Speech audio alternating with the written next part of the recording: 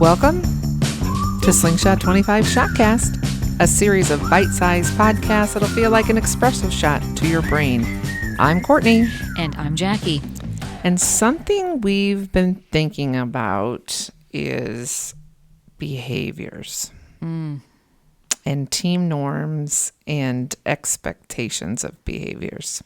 We think about that kind of thing a lot. Well, we've been thinking we get it wrong and we got it upside down. Yeah, we kind of Not in a good hourglass kind of way, because an upside down hourglass is a good thing. Like behaviors coming first is kind of upside down. Wait, an upside down hourglass, isn't that really just the same thing as a right side up hourglass? Moving along. Okay. So, yes, you're right. Again. So, what we want to talk about is how we have a prevalence to talk about behaviors. And behaviors are how we set expectations for performance. And it's important that we tell people what we expect of them, and we talk to people about how we want them to behave, and we hold them accountable when their behaviors don't match what's needed in the organization. But most of the time we stop there and we don't kind of get under what comes before a behavior. That's right. And what comes before a behavior is thinking. It's a mindset. For most people. For most people, except for maybe teenagers. Yeah, good example. Yeah. So what comes before behavior is thinking. It's all of the story that you're telling yourself and the emotions, by the way, then that thinking creates for you, which together we call those two things together mindset. Thinking and emotions, that becomes your mindset. And it's actually that drives your behaviors.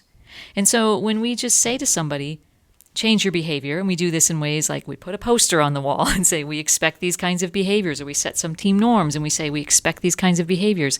All great, by the way. We're not saying to... Don't do that. Yeah. But we are also now saying, as leaders of organizations, you need to be thinking about if you want to get those kinds of behaviors or get that kind of performance out of people, you need to pay attention to mindset, because as we just stated, that is what drives ultimately permanently changes behaviors. And from a leader perspective, like, you are creating an environment that allows people decide how they're going to think about things based on what it feels like to work in your team, to work in the environment. So I'll give you an example. I often see behavior like a team norm or an expectation or something on a poster. Of a great example is speak up more. Oh, sure. Speak up. We want to hear your ideas. We want to create, we want to innovate. Everyone should speak up.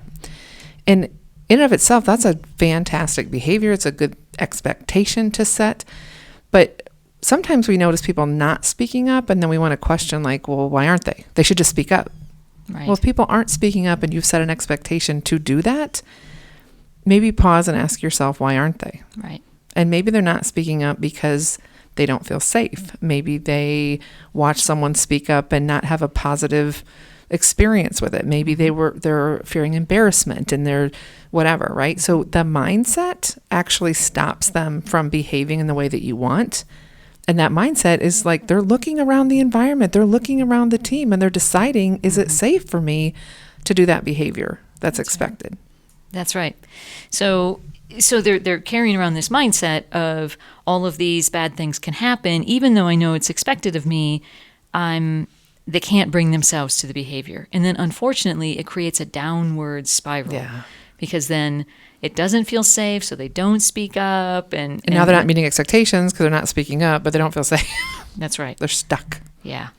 So then the question becomes, so how do you help someone think differently? How do you help someone change their mindset? What thoughts do you have on that, Courtney? Like, where do we start on thinking about that? I think there's two things for leaders. One is to really examine when you've set an expectation for behavior and people aren't doing it, we should be asking ourselves, what's going on in the environment that is making this either possible or not possible? What is this person thinking and feeling that's holding them back? And what am I responsible to change? How do I have an influence of fixing that, making it safer? Like, you can't just tell people, speak up. If they're not doing it, it's probably something you, the leader, can do to shift that.